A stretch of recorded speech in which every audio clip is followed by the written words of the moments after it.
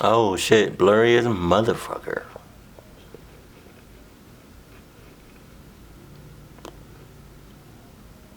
SupTho. Urban legends are filled with unsuspecting babysitters falling victim to depraved maniacs. But in the real world, more often than not, it's the strangers watching your kids that you should truly The motherfuckers. Those motherfuckers. This is not sponsored by Chipotle. It's just, after this video, I'm going straight to work. Yes, I still work at Chipotle.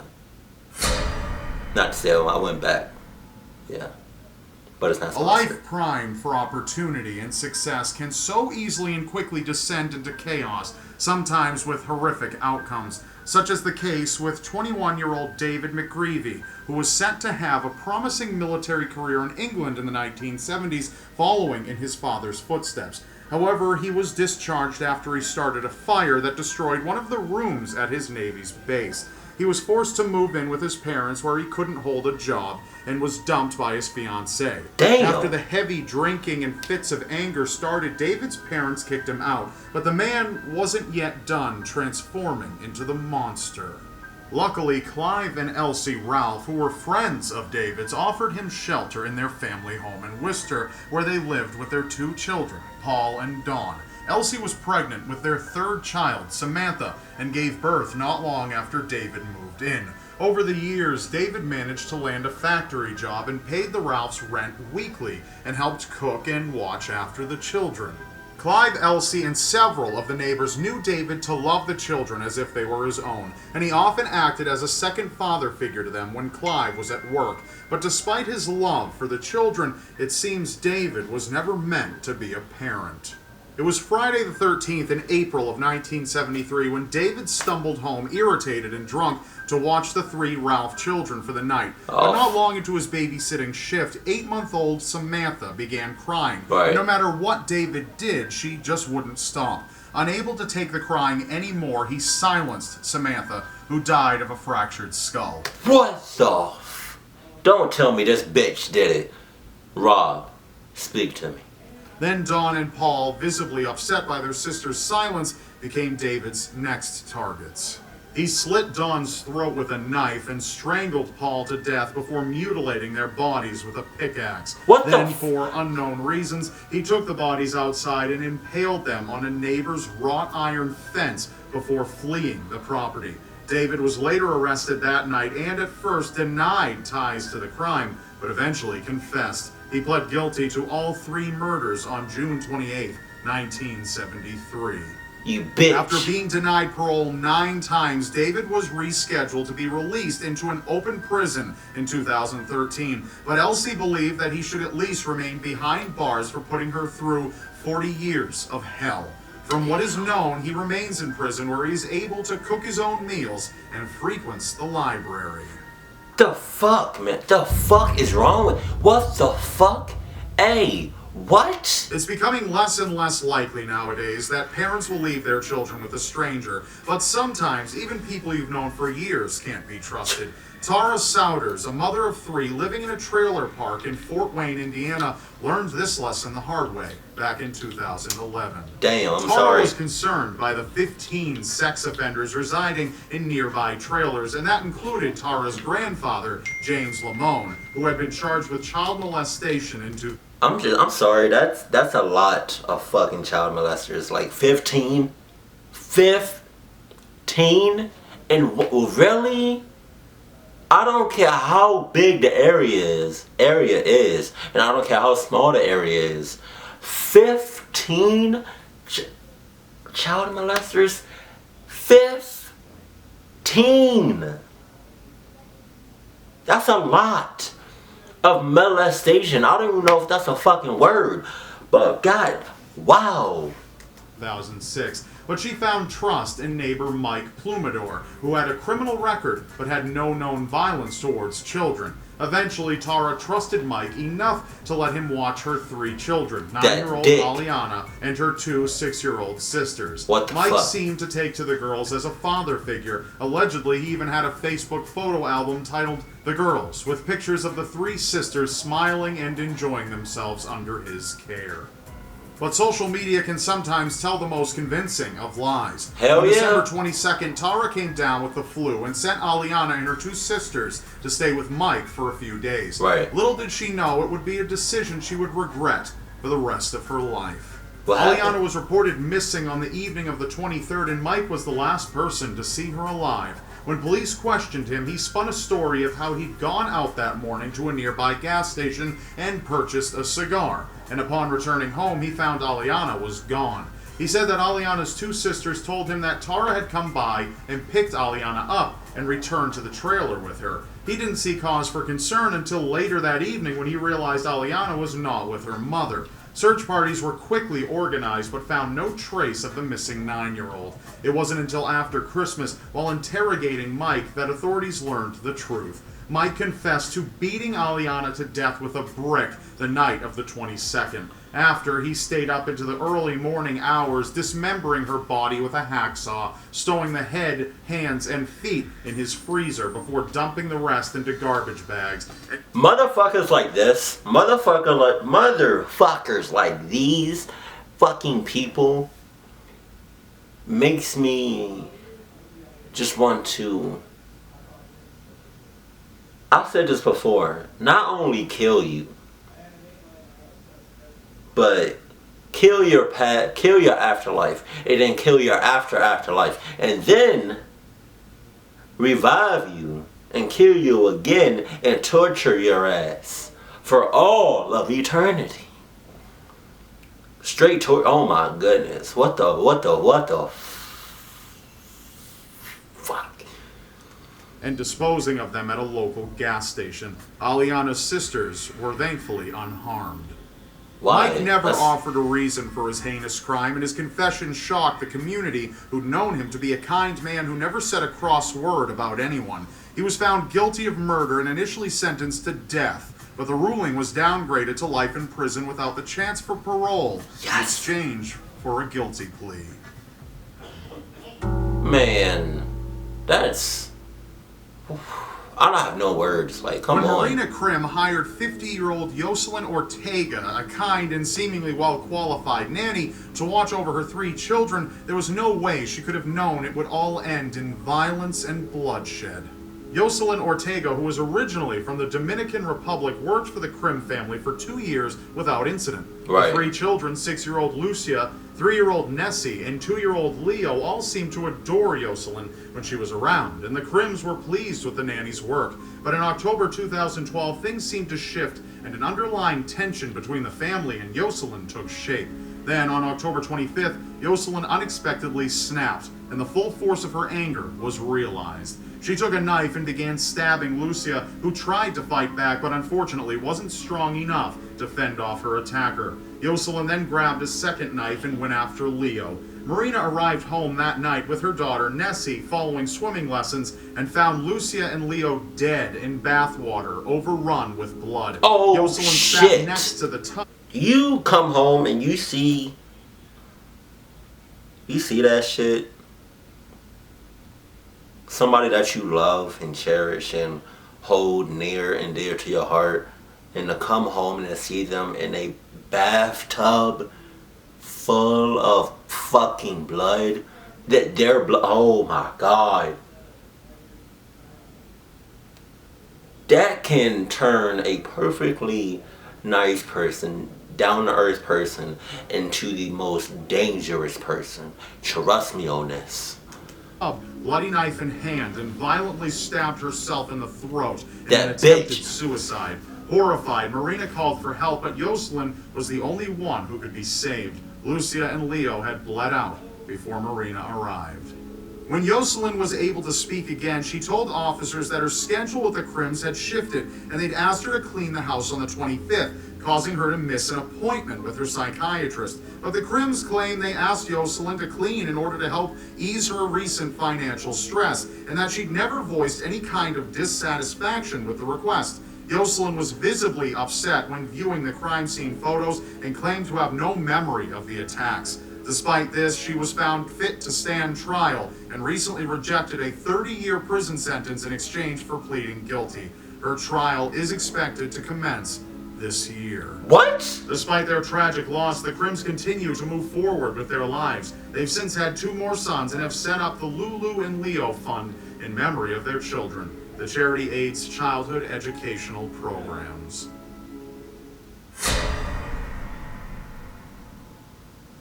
I thought that said Christine circumcision. Falling, a teenager from Florida, was thought to be a victim throughout much of her life. She grew up in a poor household and was often teased for her weight and developmental disabilities, in addition to suffering from epileptic seizures and random aggressive outbursts. But victim turned to villain when she partook in her favorite pastime, dropping cats from deadly heights to see if they really had 9 lives after all, and smothering them with her love to the point where she strangled them.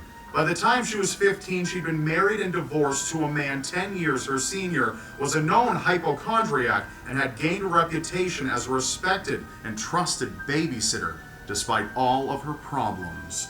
But beginning when she was 17, Christine had a string of unfortunate circumstances surrounding the children in her care. In 1980, 2-year-old Cassidy Johnson died under her watch from blunt force trauma, which Christine claimed was from the child passing out and falling out of her crib. The death was ruled an accident.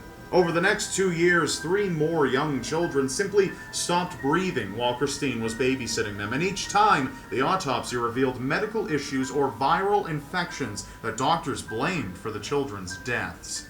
It wasn't until July of 1982 when a 10-week-old infant died while Christine was watching him, and his autopsy revealed internal ruptures consistent with suffocation. When police questioned her, she confessed to smothering 3 of 5 of her victims with a blanket, and allegedly claimed that voices in her head chanted relentlessly, commanding her to kill the children. What? But later she was found to be sane and said there was no apparent reason for the murders. Christine was sentenced to life in prison and was denied parole in 2007, citing behavioral problems in prison and the lack of remorse she felt for her crimes. That's that shit I'm talking about. Devil inside me.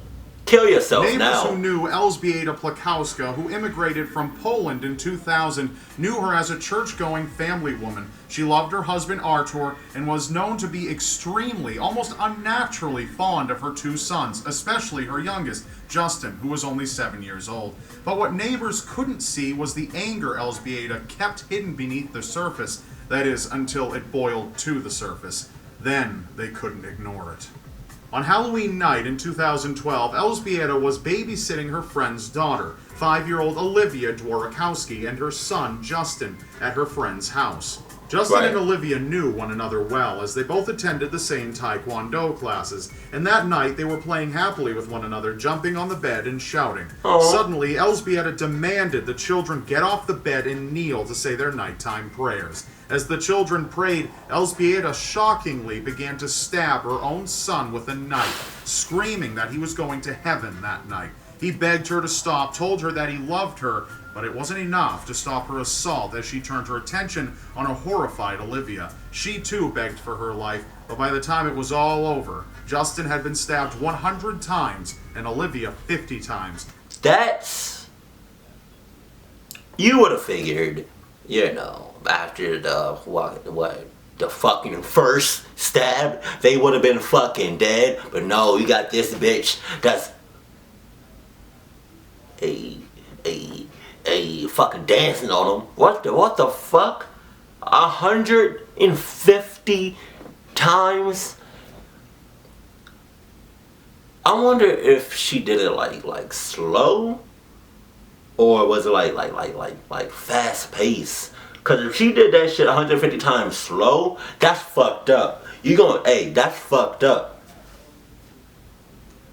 And both of the family dogs had been killed. Whoa, realizing what she had dogs. done, Elżbieta fled the scene and called her local church, leaving a voicemail confessing that she'd done something awful and needed help. On the other side of town, Olivia's mother arrived home after her shift at the hospital to find her house locked up and Elżbieta's car gone. When police arrived, they forced their way in and found what they described as the most gruesome crime scene they'd ever witnessed. No shit. It didn't take long for authorities to track Elżbieta down and arrest her.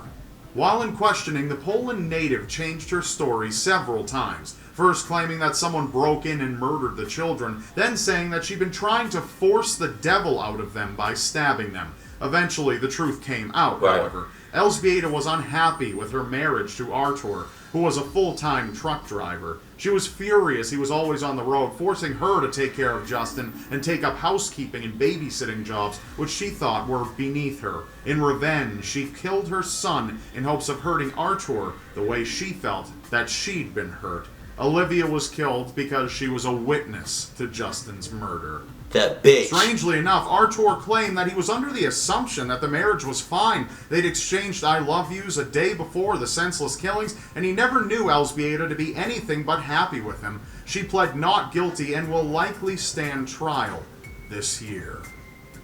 That's all for now. Thank you for watching. Be sure to leave a like on this video if it makes you look at Babysitters even a little bit differently. And of course, don't miss my last episode of Twisted Tens on the 10 most haunted buildings in the world. Or if you need something to lighten you up a bit, you can watch my newest episode of my comedy series, Why Would You Put That on the Internet? You can watch either one by clicking on screen or below this video. Also, if you haven't subscribed yet, you probably should right now, because you won't want to miss what's next. And I'll see you next Wednesday. Oh, trust. Is he frozen? Or I didn't know.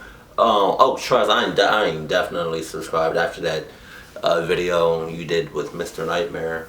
I think it was like hitchhiking. I think that last one with the devil inside of me, like talking about some trial. Like, kill that bitch right then and there. Like, there's no ifs, ands, buts about it. Like, come on, you got the devil inside you. Like, what the fuck? Kill her. Like, oh, burn her. Like, come on, man. Throw some holy water on that fucking bitch. But what Rob said about, hopefully, you think about Babysitters a little bit differently. I never even really trust babysitters to begin with, and I definitely don't now, and I don't think I ever will be. Like, you can't trust people out here. Family, friends, associates, acquaintances, co-workers, classmates, teachers, strangers, definitely strangers, hitchhikers. You can't trust nobody. Like, the only people I really trust is like my immediate family and my best friends. That's it. Come on. Yeah, but like some of these, all of these stories were all fucked up. You got me? No.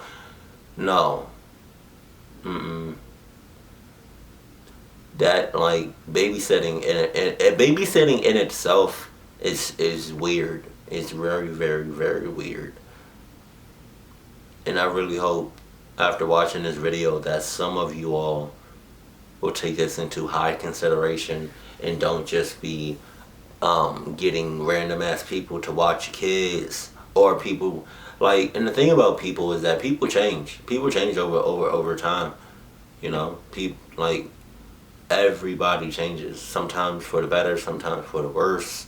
You never really know people's intent. Like, and the thing about people, psychos, and people just killing just cause, I don't understand that. Like, where does that, like, granted, some things may happen in their life, or people may get to them and be like, you know what, fuck it, I'm gonna just kill the next person I see. Oh, bet, I have a fucking date tonight, I have a babysitting shits this Friday, about 8 o'clock, I'm about to kill a couple of kids. That's it. Like, crazy people, are crazy people born? Or are they made? I think they're made. That's the question of the day. Or for this video. Are crazy people made, or are they born? I'm gonna have to go with maid. Yeah. But in the comment section below, tell me how you feel still currently feel about babysitters. I can't fucking say that word now. Babysitters. And did you almost fuck up a babysitter because they did something to your child or children?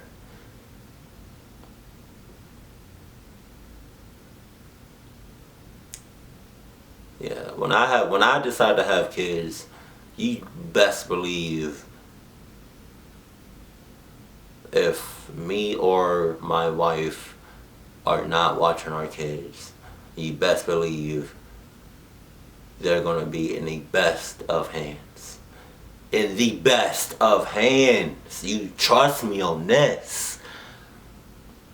Yeah, man. That's all I have to get. Oh, shit. That's all I gotta say about that. Keep it cool, keep it classy, and I love you. Stay happy. My family. And once again, this is not sponsored. I work. After this, I'm going straight to work, sir. So, yeah, not sponsored. Just did feel like changing. That's all.